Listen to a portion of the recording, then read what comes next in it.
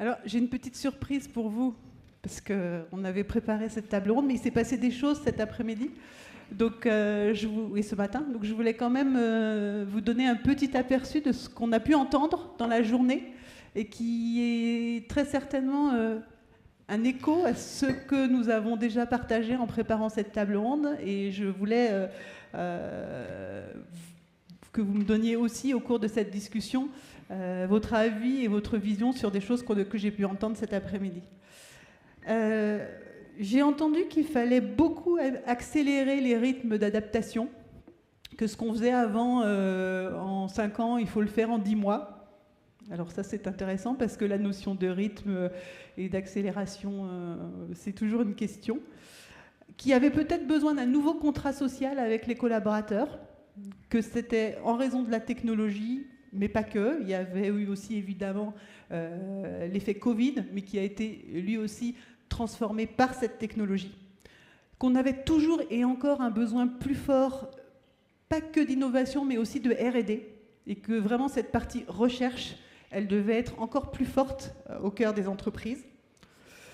On a beaucoup parlé d'éthique, et on a parlé de la data et de la tech comme une compétence qui était finalement maintenant une compétence un peu proche de celle de la lecture, et un minimum de compréhension en tous les cas de ces sujets que chacun de nous, ou de nos enfants, ou de nos petits-enfants, ou des jeunes générations devait avoir. Et on s'est aussi interrogé avec la table ronde sur la parité, sur finalement ces compétences autour de l'intelligence artificielle et autour de la technologie et autour de l'innovation. Est-ce qu'elles ne sont pas des choses que chacun doit avoir forcément dans ses compétences clés, et comment nous, et vous, en tant que dirigeants d'entreprise, vous pouvez les intégrer à votre façon de gérer, de manager l'entreprise, et évidemment, comment on peut les intégrer à notre relation avec nos assurés. Jean-Philippe, peut-être je te passe la main sur... C'était bien dans l'ordre qui était prévu. Au moins l'ordre est bon. Oui, bonjour à chacune et chacun d'entre vous. J'avoue que je suis très très heureux d'être à Niort ce soir, non pas seulement parce que j'habite à 300 mètres et que je vais vite retrouver mon lit, mais vraiment parce que l'événement est d'importance. Alors, j'espère que vous avez passé une belle journée, et vous aurez remarqué qu'il y avait un très léger crachin, très très léger. Mais tu le disais tout à l'heure, finalement, les événements sont marquants quand l'environnement nous est parfois hostile. C'était le cas des JO. Je rappelle que les JO ont été également sous la pluie. Alors moi, je vais revenir sur quelques sujets qui sont dans nos têtes et qui nous concernent tous, en particulier quand on est dirigeant d'assurance. Et puis ça me permet de revenir sur quelques thèmes qui me sont chers. Je prends toujours la formule je fais référence à la formule d'Edgar Morin sur les polycrises, parce que je crois qu'il n'y a pas meilleure définition en réalité pour montrer que toutes les interactions qui existent entre les sujets que nous avons à traiter et qui se cumulent entre eux ou qui s'aggravent entre eux. Et je reviendrai sur un certain nombre de solutions. Le premier sujet, c'est évidemment le climatique. Et je ne vais pas dresser ici le paysage, vous le connaissez tous. On a un enjeu qui est majeur, et ces dérèglements, évidemment, impactent très fortement nos régimes, nos stabilités, nos modèles. Et chaque jour, c'est quand même un champ de contraintes considérable qui n'est pas totalement mesuré à sa juste valeur sur l'impact auprès des assureurs. Le deuxième sujet, c'est celui du pouvoir d'achat, parce que c'est un prisme qui est pour moi très révélateur d'enjeux que nous avons à traiter. Pouvoir d'achat, ça met en évidence par exemple, au cours des enquêtes sur la mobilité, que 15 millions de personnes sont privées de mobilité ou ont une mobilité dégradée aujourd'hui en France, et que le constat ne s'améliore pas, il se dégrade. Et à partir de là, il faut imaginer un certain nombre de solutions, et la techno peut y aider, et c'est un point sur lequel on pourra revenir. Donc pouvoir d'achat, mobilité, habitat, autant de choses qui aujourd'hui pèsent sur nos générations, et ce d'autant, c'est peut-être le troisième sujet, qu'on a une population vieillissante. Alors le sujet paraît lointain, il ne l'est pas. En 2040, un Français sur 3 aura plus de 65 ans, ce qui va poser des questions d'autonomie, de dépendance, de mobilité, de déplacement, d'intergénérationnel, et de manière tout à fait critique. Et le sujet ne se pose pas à 2040, il se pose dès aujourd'hui, et nous avons à trouver les solutions. Et puis, il y a la question de la technologie, qui peut être tout à fait positive, comme elle peut créer un certain nombre de fractures entre ceux qui y ont accès et ceux qui ne la maîtrisent pas. Et au fond, quand on dresse ce panorama, on voit bien que tout est lié. Et moi, je suis résolument partie de ces dirigeants qui sont résolument optimistes, au moins pour 2 raisons. La première, peut-être idéaliste, mais quoique, je crois beaucoup au bon sens. Et le bon sens en assurance, ça se traduit par la mutualisation. Donc, nous ferons du collectif ou nous ne ferons pas. Et le bon sens dans la société, c'est la solidarité. Et pour tous les sujets que j'ai évoqués, au-delà des questions technologiques, c'est bien la solidarité qui payera. Et la deuxième raison de ma confiance, c'est effectivement la technologie, qui sera un moyen, mais qui se développe à une vitesse incroyable, qui offre des opportunités insoupçonnées et encore insoupçonnables. Je relisais récemment les perspectives de l'ordinateur quantique, qui peut démultiplier les scénarios à l'envi avec une capacité de calcul qui sera incroyablement boostée. Et tout dépendra évidemment de l'usage que nous pourrons en faire. Mais si je regarde les questions que nous avons à traiter, le bon sens qui est pour moi une vertu cardinale et la technologie dont l'usage peut nous être particulièrement profitable, je crois qu'on a vraiment des raisons d'investir et d'espérer. Alors tu l'as dit, oui, le monde change, il change sur nos métiers de base. L'automobile a profondément changé, l'habitat a totalement changé, la santé est un sujet qui ne cesse d'évoluer, et toutes ces thématiques-là évoluent certes, elles n'évoluent pas toujours au même rythme et pas partout de la même manière. Et donc là, il faut avoir une vision des territoires, une vision extrêmement fine des situations pour pouvoir les traiter de la meilleure manière. Donc sachons regarder, d'une part, et soyons parfois des autodidactes de nos métiers. Apprenons-le par l'usage, par le test et par l'apprentissage. Alors, tout est question de rythme. Parfois, il faut être rapide. Parfois, il faut savoir ne pas l'être. Et c'est aussi ça, dirigeant, c'est-à-dire, à mon avis, gérer par apprentissage, avec un rationnel, et puis aussi par intuition. Voilà, il faut tout ça à la fois. Merci Jean-Philippe. Antoine, je crois que vous nous avez beaucoup parlé quand on a préparé cette table ronde, justement de ce monde qui se transformait, qui se bouleversifiait, voilà, ça change en fait, hein, et ça nous fait un petit choc, on va dire comme ça. Je crois que vous vouliez aussi nous parler du risque qui est un facteur de notre métier depuis toujours, mais qui devient de plus en plus important. On a parlé du climatique rapidement, peut-être que vous voulez rajouter quelque chose sur ce sujet ? Oui, tout à fait. Bonjour à tous, donc je suis Antoine Hermeneux, je suis le directeur général de la MAF, qui est une jeune société niortaise qui a l'âge du Premier ministre. Exactement le même âge. Voilà. Alors, oui, je voulais dire quelques mots sur le climatique parce que c'est une préoccupation pour l'ensemble des assureurs et je pense surtout pour l'ensemble des assurés. Nous avons radicalement changé de monde quand on parle de climatique. Alors, tout le monde peut observer les mutations auxquelles on fait face.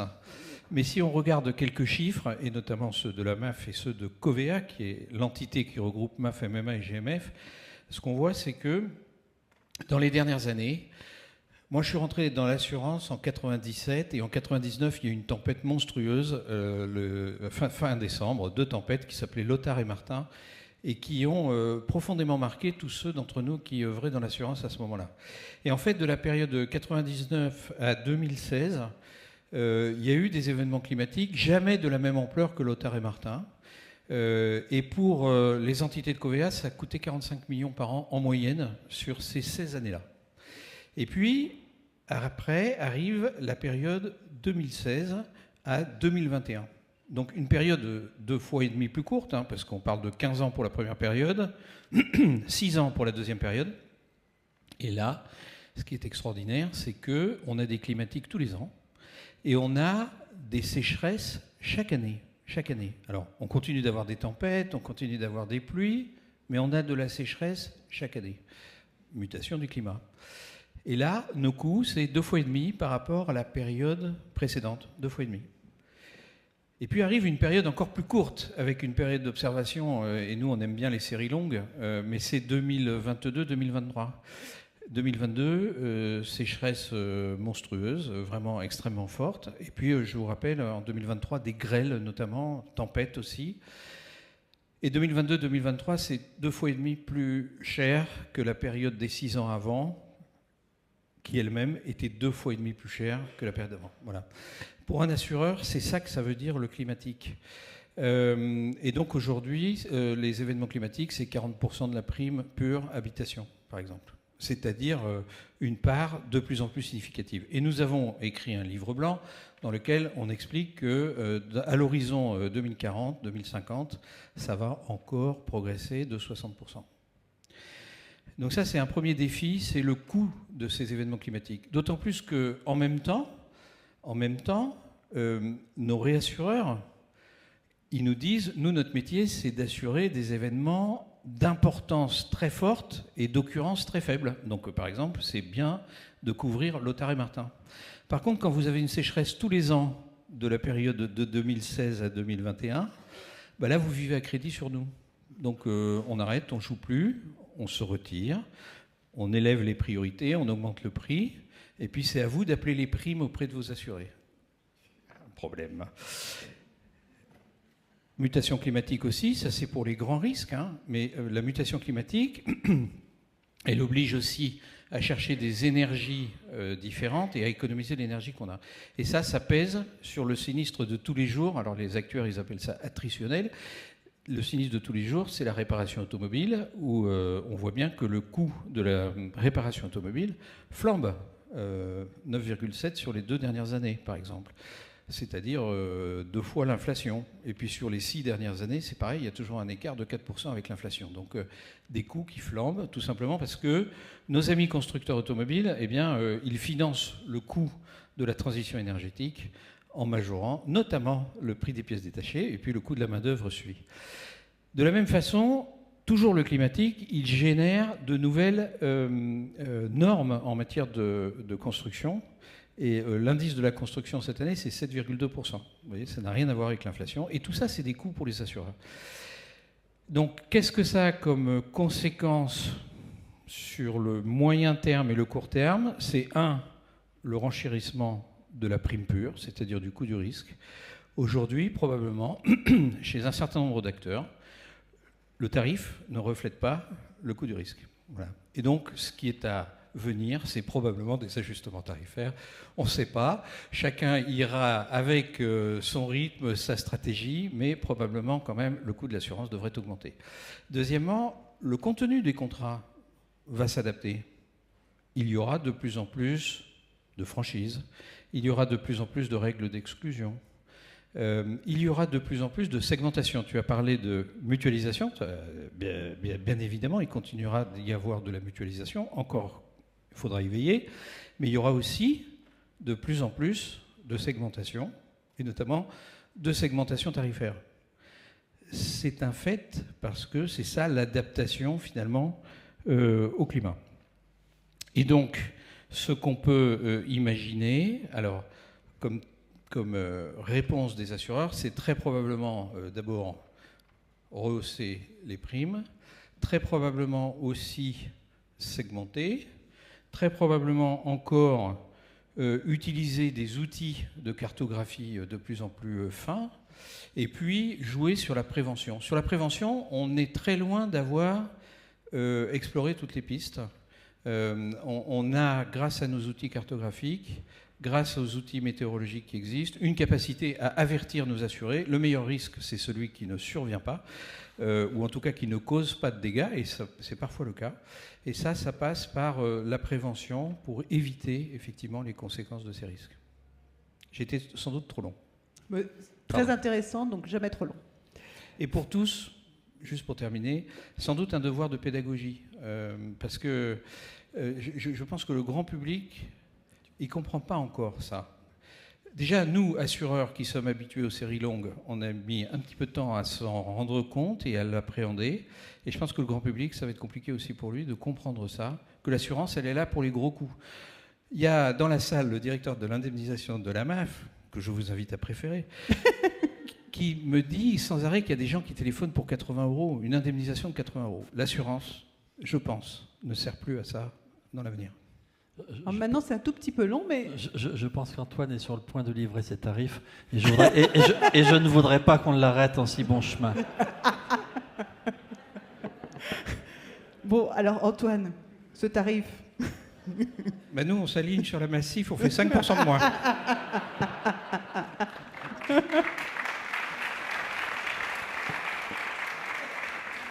Alors, Frédéric, toi, tu représentes un métier un peu différent, l'assisteur, qui est au cœur un petit peu de cet écosystème de besoins et de prestations externes, mais finalement qui est confronté à des difficultés différentes, mais tout aussi importantes. Oui, alors effectivement, moi je parle au nom d'IMA qui intervient sur le métier de l'assistance. IMA, on intervient aux côtés d'assureurs, donc bien sûr on partage les défis de nos partenaires et actionnaires assureurs.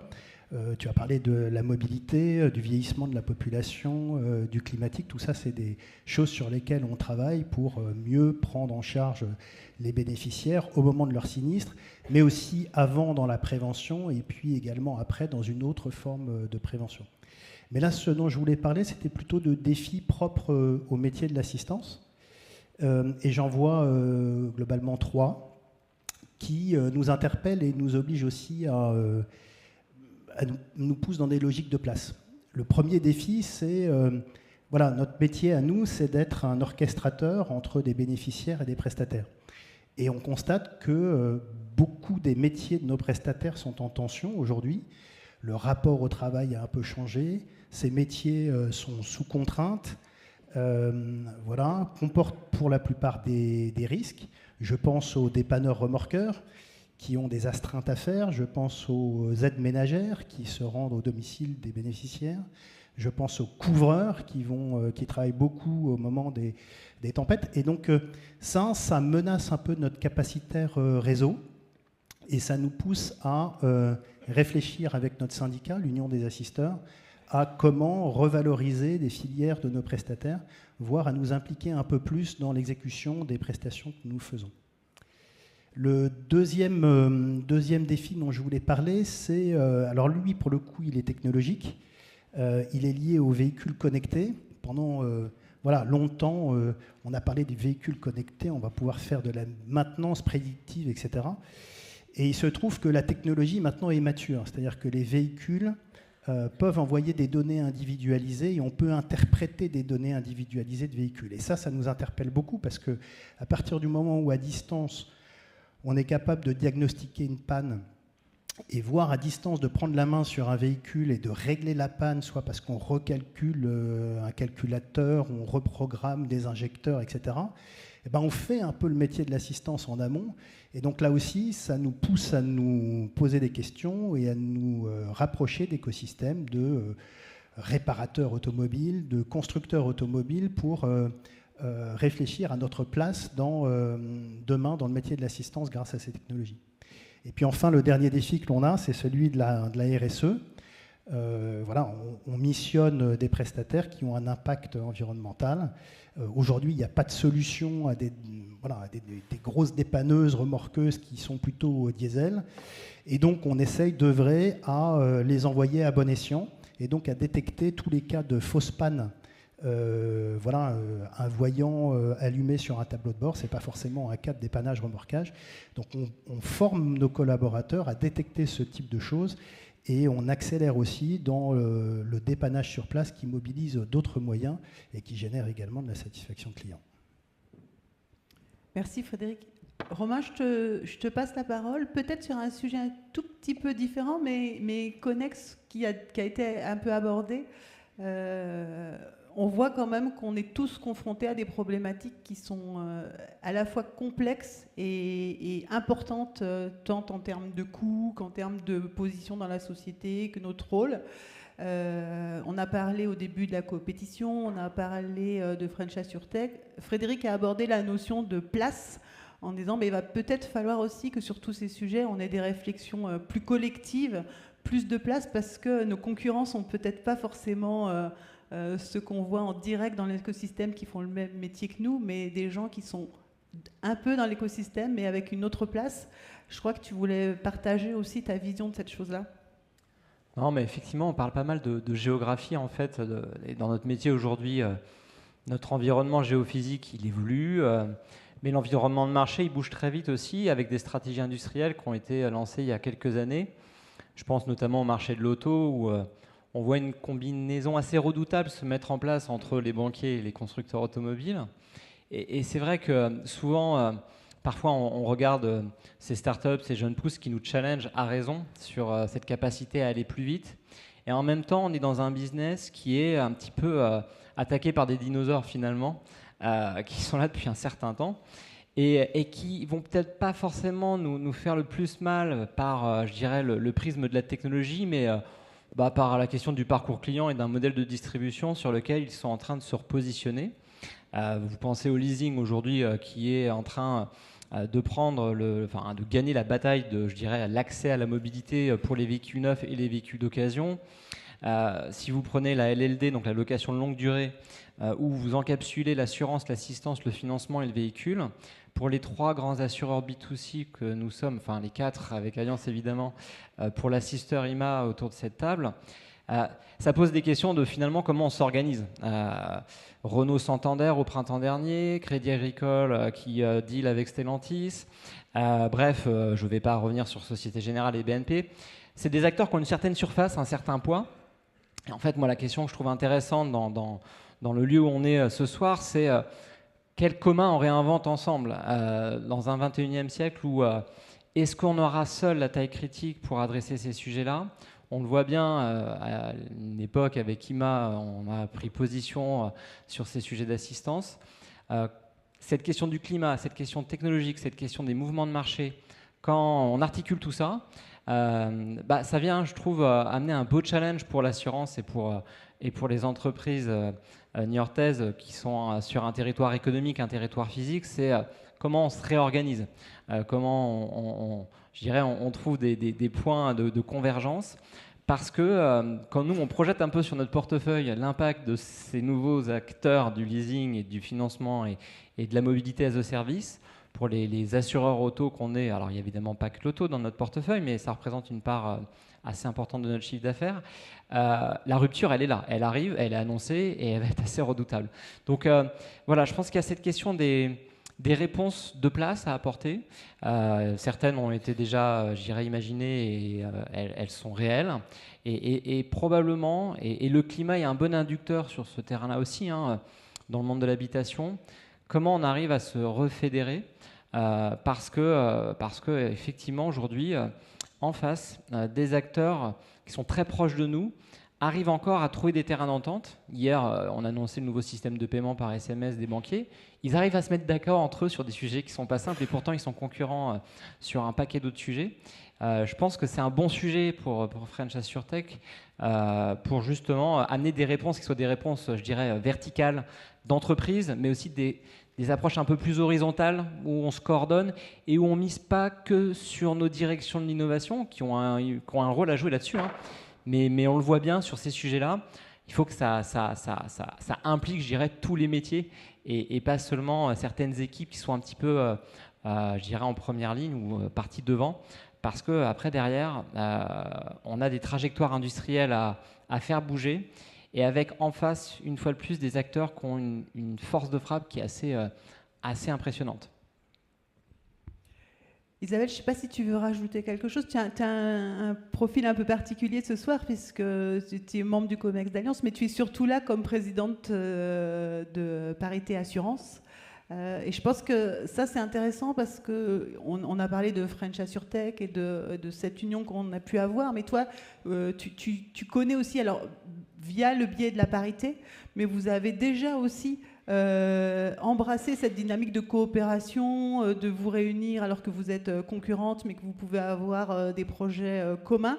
Et donc nous, ça a été par un axe de territoire, toi c'est par l'axe de la parité, mais en tout cas c'est les mêmes dynamiques, c'est des dynamiques d'association pour réfléchir ensemble, à porter notre modèle de l'assurance comme Jean-Philippe, je sais qu'il parfois il dit l'assurance c'est la vie. Voilà comment on accompagne la vie de tous les jours en étant unis et en ayant une force de frappe plus importante. Alors, je vais peut-être rebondir sur ce que disait Romain, sans aucune prétention et à toute petite échelle, sur l'idée de créer quelque chose, ça s'appelle un écosystème, ça s'appelle un univers transverse, sur lequel on se sent libre, quel que soit l'employeur qui est le nôtre, de partager et de chercher des idées. Alors, il y a un certain nombre des membres de Parité Assurance qui sont dans la salle. Alors, on n'est pas très nombreuses. Si vous posez la question, on est une petite, à peu près entre 70 et 80. On est soutenu par un certain nombre d'entreprises qui ont des convictions autour de la parité. Et pour moi, ce qui est assez fascinant dans ce contexte-là, c'est que effectivement, chacune d'entre nous travaillons pour des employeurs niortais, parisiens, bordelais, et on est capable de prendre un sujet. Alors, on essaye de prendre des sujets qui ne sont pas très attendus, de prendre un sujet. Et avec de l'huile de coude, parce qu'il n'y a pas de salariés dans notre petite assoce, les budgets ils sont grands comme ça, c'est des réunions le vendredi à 8h, le jeudi à 19h, à 20h pour travailler ensemble. Je vais prendre un exemple on prend un sujet pas complètement convenu, qui est à la fois un sujet important pour les femmes, mais qui est un sujet important pour l'assurance. C'est un des derniers sur lesquels on a communiqué et avec le soutien d'AEMA et une présentation d'un livre blanc sur le sujet l'épargne, le patrimoine et les femmes. Alors, on croyait toutes dans l'association que le vrai combat qu'on devait mener, c'était celui des inégalités salariales. Donc, on était très ancrés là-dessus. Et puis, en travaillant un petit peu le sujet, on s'est aperçu que non, le sujet, c'était plus celui de la constitution d'une épargne et d'un patrimoine. Et que, on vivait plus longtemps. 2, on avait des carrières hachées. 3, on n'était pas conscient des impacts du contrat de mariage ou pas sur la constitution d'une épargne ou d'une retraite. Et que 2, dans ce qu'on a appelé le paradigme du pot de yaourt, dans un couple, la femme utilisait l'argent qu'elle gagnait, quel que soit l'argent qu'elle gagnait, pour acheter des yaourts, des jeans, payer les vacances, et monsieur l'utilisait pour payer les traites de la voiture ou le crédit de la maison, et qu'à un moment, quand monsieur partait peut-être avec la voiture ou gardait l'appartement, madame se retrouvait toute seule avec les pots de yaourt dans la poubelle. Donc un sujet qui n'a pas fait beaucoup parler de lui jusqu'à présent. Et vous pourriez vous dire, c'est un sujet de débat, de défense des intérêts de la femme, mais la façon dont on l'a pris aussi, c'est de se dire, ok, qu'est-ce que ça veut dire pour les opérateurs, comme un certain nombre d'entre nous dans la salle, qui peuvent être opérateurs sur l'épargne et la retraite ? Est-ce que ça veut dire qu'on parle aux femmes, alors qu'on a des commerciales femmes ou des commerciaux hommes qui savent parler aux femmes, qui savent utiliser les réflexes, la bonne discussion ou pas ? Donc, on aurait pu considérer, ah non, mais moi, ça, le sujet de l'épargne retraite, c'est mon sujet, je ne veux pas en parler, j'ai pas envie de passer du temps à travailler sur ce livre blanc. Ben, en fait, on est arrivé avec un collectif à prendre un sujet émergent, qui nous tenait à cœur parce qu'en tant que femme, en tant que mère, en tant que fille, on pensait que c'était important et à le travailler de façon transverse. Alors, est-ce que ça inspirera des stratégies commerciales ou des stratégies d'innovation dans l'épargne et la retraite ? On ne sait pas. Mais en tout cas, 1, on s'est bien amusé et 2, on s'est dit qu'on était un petit peu utile pour les femmes qui n'épargnent pas suffisamment.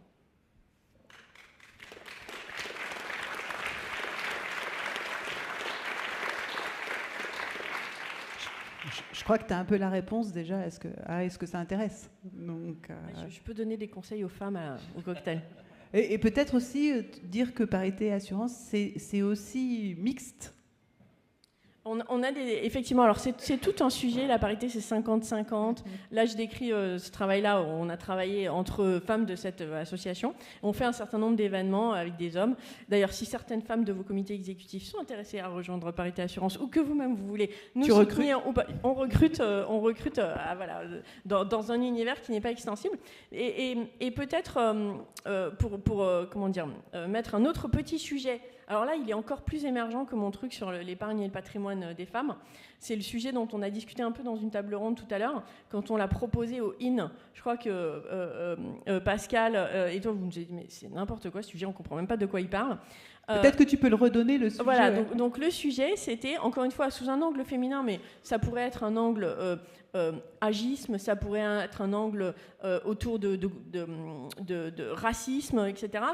C'est est-ce que l'intelligence artificielle et la parité sont compatibles ? Est-ce que l'un peut aider l'autre ? Alors, sans doute que ça vous semble très bizarre de quoi elle parle.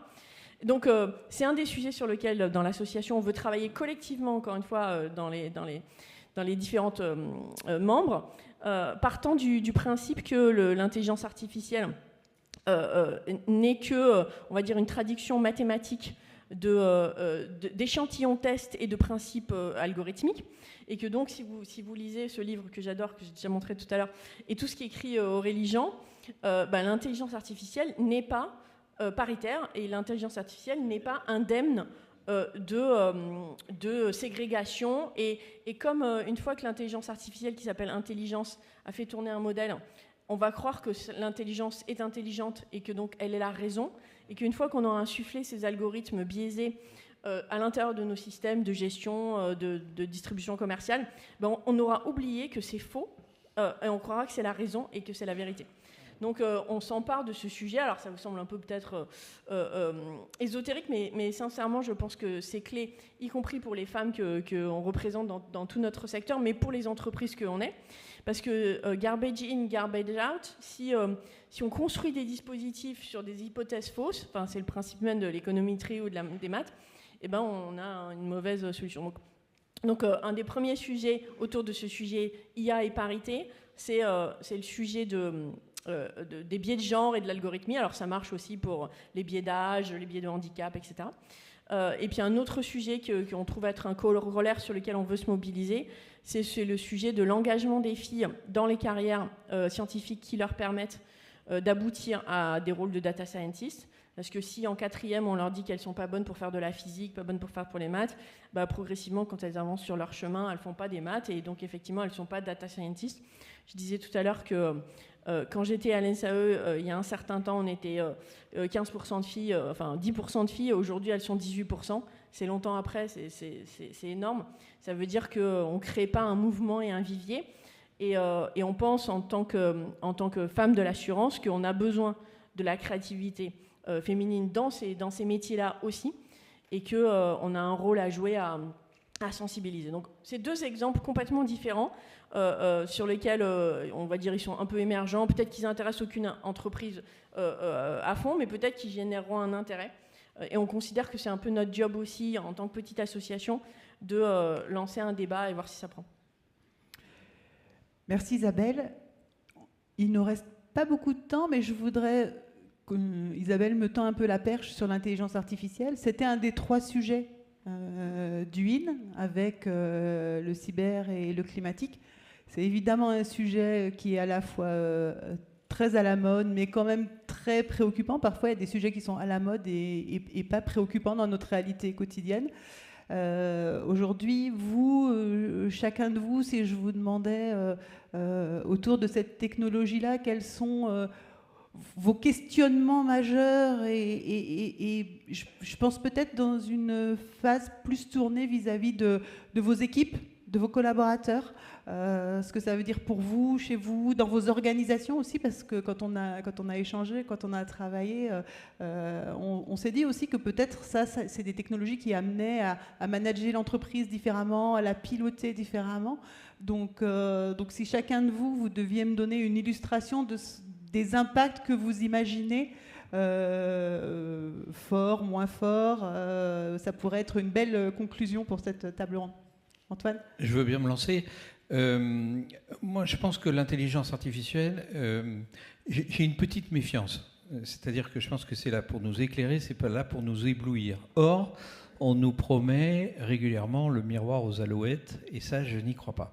Tu as dit tout à l'heure, Jean-Philippe, que tu étais pragmatique et de bon sens, et je pense que c'est ça qu'il faut être vis-à-vis de l'intelligence artificielle. C'est-à-dire, il faut s'y mettre, on ne peut pas l'ignorer. Il faut trouver des cas d'usage où ça aide le conseiller, le client, ou où ça évite de faire du travail. Voilà. Et il faut bien mesurer la dose d'effort qu'on va devoir faire pour la mettre en œuvre, parce qu'on nous dit que c'est très simple, très facile, mais ça n'est pas vrai. Il faut bien mesurer la dose d'effort et d'argent qu'on y met par rapport à la satisfaction que ça génère et au progrès que ça génère. Donc, il faut essayer, il faut tester, il faut développer. Il faut que ce qu'on a testé, on puisse le répliquer dans différents services, différentes entreprises. Et il faut y aller résolument, mais avec bon sens. Chez MAF, c'est 40% de nos investissements informatiques quand même.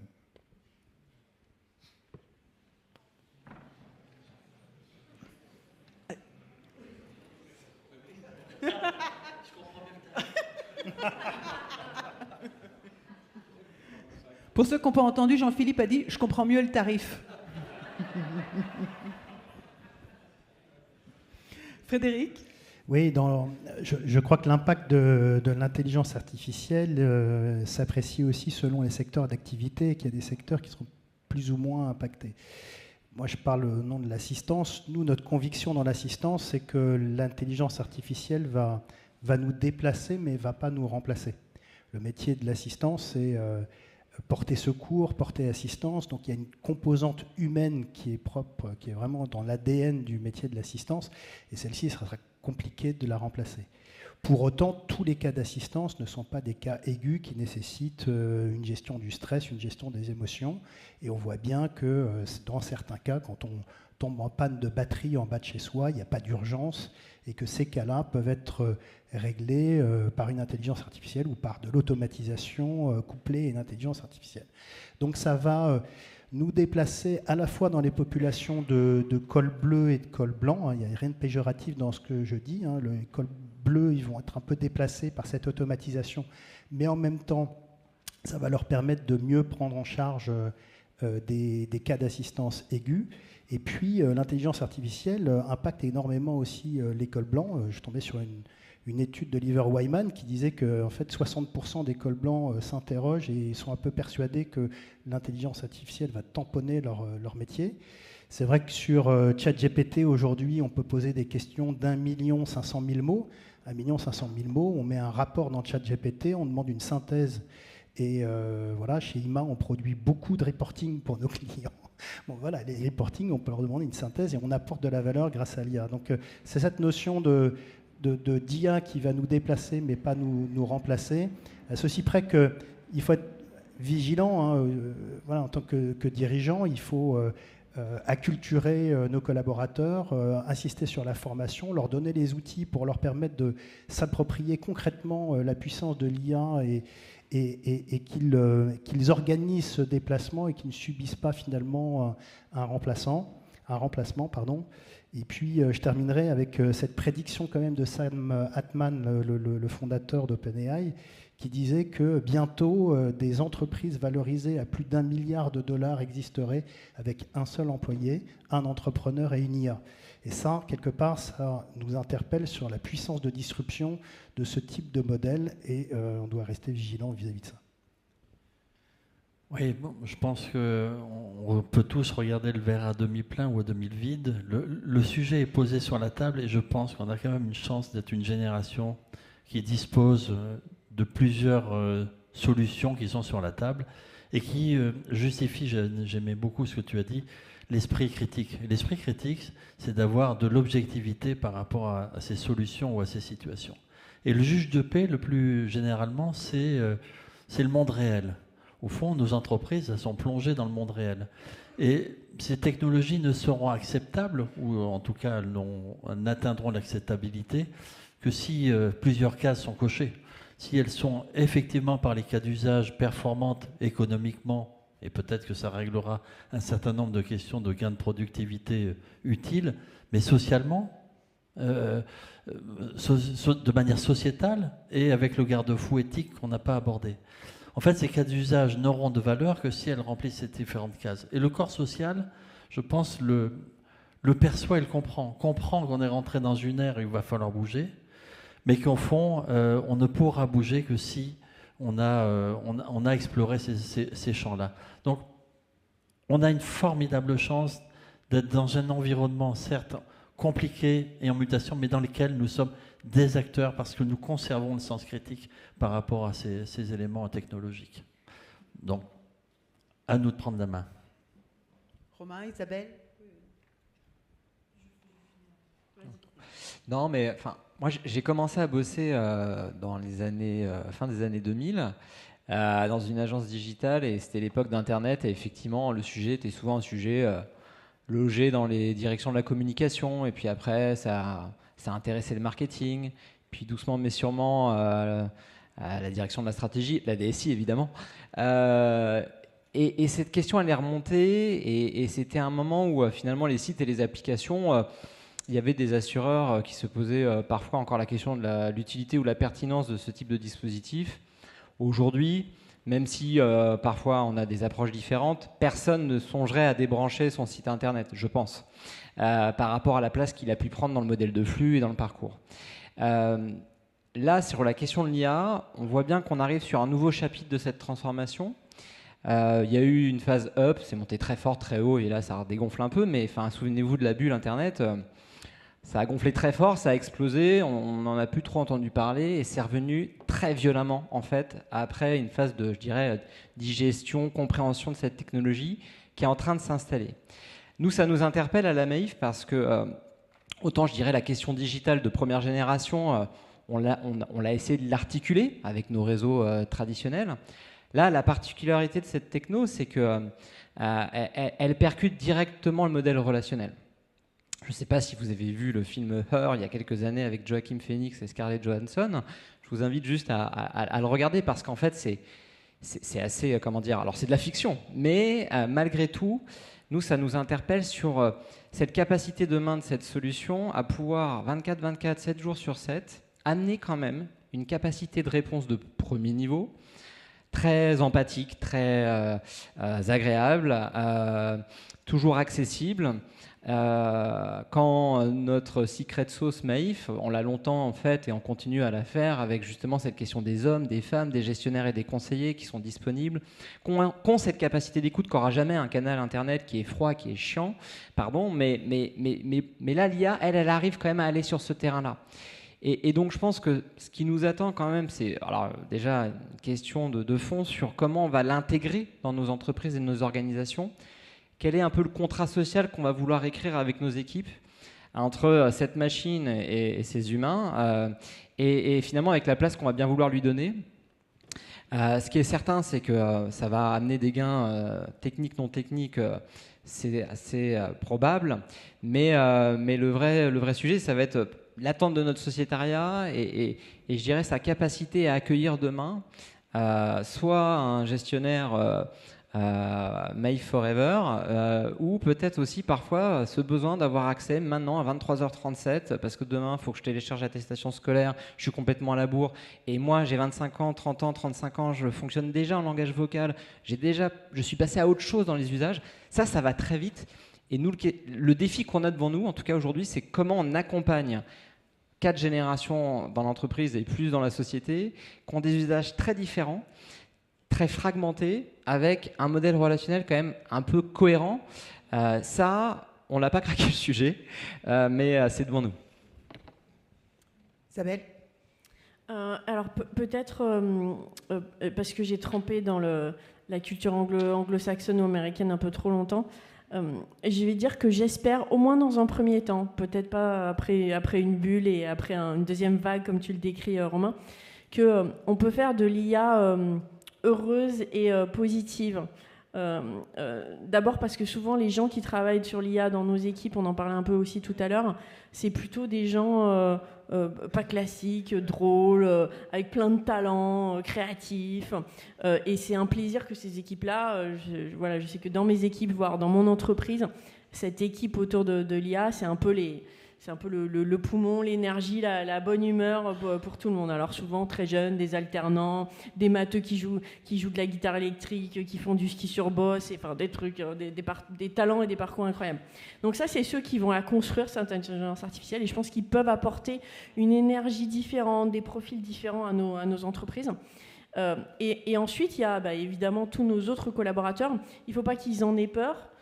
Et ce que on constate, c'est que l'acculturation et le sentiment de jeu, c'est aussi quelque chose qui fait que quand un collaborateur vit l'intelligence artificielle dans sa vie de tous les jours pour planifier ses vacances, pour interdire à son fils de faire ses devoirs ou pour préparer le repas du soir, s'il a joué avec, il aura moins peur aussi de jouer avec, entre guillemets, dans le cadre du travail.